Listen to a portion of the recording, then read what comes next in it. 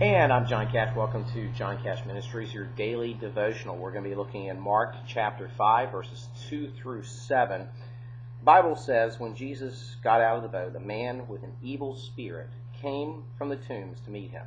This man lived in the tombs, and no one could bind him anymore, not even with a chain. For he had often been chained hand and foot, but he tore the chains apart and broke the irons on his feet. Night and day among the tombs and in the hills he would cry out and cut himself with stones. When he saw Jesus from a distance, he ran and fell on his knees in front of him. And he shouted at the top of his voice, "What do you want with me, Jesus, Son of the Most High? Swear to God that you won't torture me." What an amazing story. Jesus crosses the lake, heads into a region, and there's a man that literally is possessed by demons. And he's there. He is, let's say, very troubled, to say the least. He is cutting himself with stones, sharp stones. He's living all night in this cemetery, and he's out of his mind.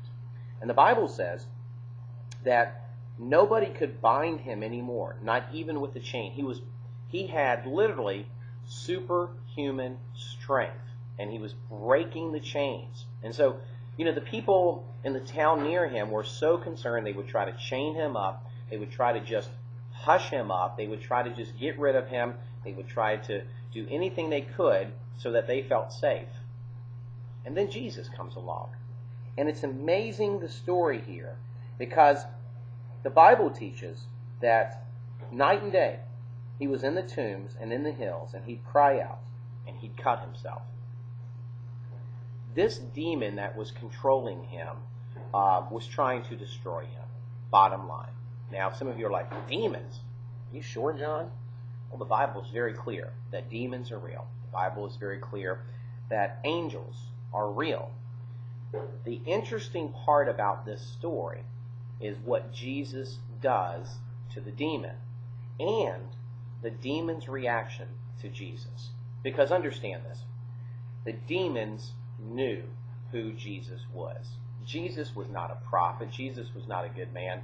He was God in man form, or human form.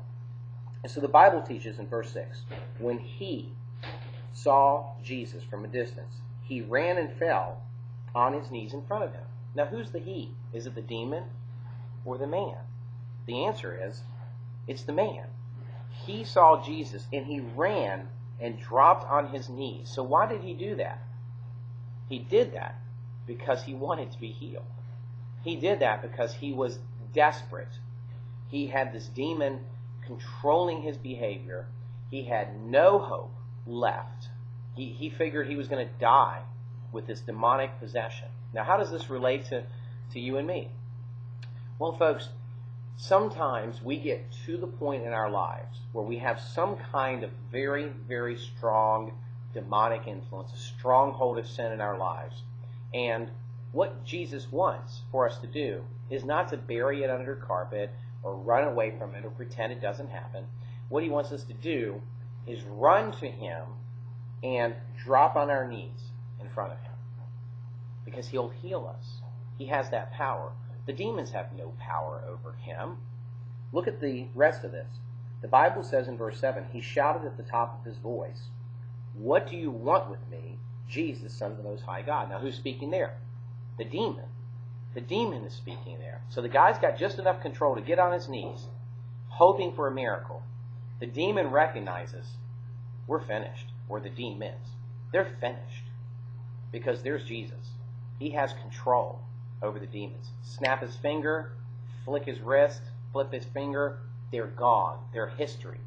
And that is what we need to recognize. Whatever our weakness is, whatever evil influence that's occurring in our lives, if we simply drop to our knees and humble ourselves before the Lord, he will get rid of that sin, that demonic influence in our lives. And then the Bible says, "What do you want with me, Jesus, Son of the Most High God? Swear to God that you won't torture me." To end this, the demons Now there's one demon speaking, but there's many demons. They were just praying, hoping that God, in man form, that would be Jesus, would not torture them. And of course what he did is he sent them in a herd of pigs, and the pigs went off the cliff and died. But the main point of this Bible verse is that we can be healed of any influence that is negative in our lives, that is destructive in our lives. We simply need to go, bow down before the Lord, humble ourselves before Him, and He will lift us up out of that influence and make us a new man or woman.